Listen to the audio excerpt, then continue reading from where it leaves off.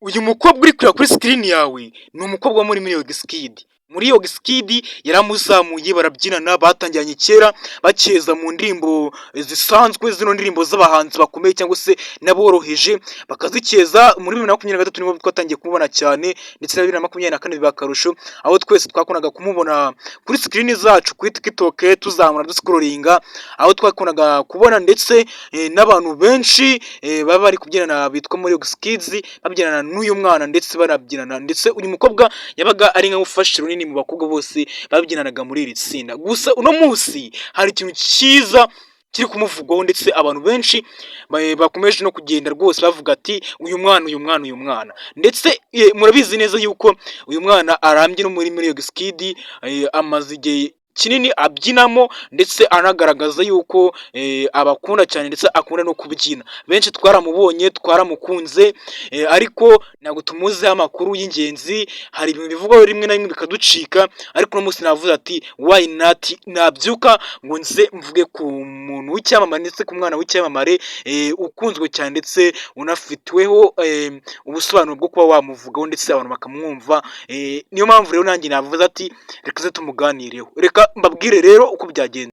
Nta kundi kwaba kwatumye uno mukobwa avugwaho ibintu byinshi cyane, nuko hashize igihe kinini agaragara muri video za muri Wizkid, arebwamo cyane, abantu bakamukunda ndetse agakundwa cyane cyane n'igitsina gabo, ndetse abo ngabo bamukundaga ni nabo rwose batangiye no kumuvugaho menshi cyane, bavuga ati se uyu mwana bite byiwe bimeze gute, yiga mu wa kangahe, ameze gute, ese ubuzima bwe bwa buri munsi waba buhagaze gute. Uyu mukobwa rero twaramubonye, muramuzi neza, abamuzi ku izina yitwa Deborah. Arabyina cyane ndetse azi no kubyina, afite impano yo kubyina cyane, kuko usanga ari nawe uzi kubyina muri Wizkid abarenze bose, kandi kubona ko ni nawe mukobwa mukuru ubarimo, ndetse hari n'abavuga yuko ari nawe mukuru muri rusange, kumbayininze nyine bose ukavuga ati ninde ufite imyaka myinshi ngo wasanga ari uyu mukobwa. Uyu mukobwa rero ariga, ariko nanone ntabwo bimubuza kuba abyina muri Wizkid ngo abyinemo, ndetse mwanabonye yuko aherutse no kujya muri Armenia ajyanye n'iri tsinda, barimo barabyina, bararyoshya ku mazi muri pisine bari bahari, naho barimo baravuga, baranagaragaza iby'ubuzima bwabo, ubona ko nyine barimo barishima, barya amafaranga, banaryoshya stage. Babyinnye henshi, babyinnye kuri RBA, babyina hano muri Armenia, ibakora igitaramo, haba umuriro, ndetse abantu benshi batangiye kuvuga ati se bano bana bitebye. Uno mukobwa rero yabaga barangaje imbere,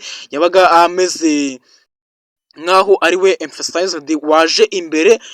Reka rero tubabwire yuko yaje nanone kuba nawe yaza kuba yagira uruhare muri iri tsinda, aho nawe rwose afitemo icyiciro gikomeye muri iri tsinda, aho yaje no kuba rwose yagaragara muri video nyinshi ari imbere, ndetse anabibyina neza. Ndakeka nawe umukunda, kandi niba umukunda ntuze kugenda rwose utavuze ati number one, number uno, uze kugenda uvuga ati uyu mukobwa rwose arashoboye. Muri comment byandike, ndetse unakandira like kugira ngo abafite ishyari rwose, abamufite ishyari bose tubibereke yuko twamukoze ikiganiro kiryoshye, kandi nimuze kujya kure cyane. Ndi hano ngiye ngo mbabwire amakuru y'ingenzi. Nitwa Benjackson Remy, ndaje mu kanya tuganire no ku bindi by'ingenzi.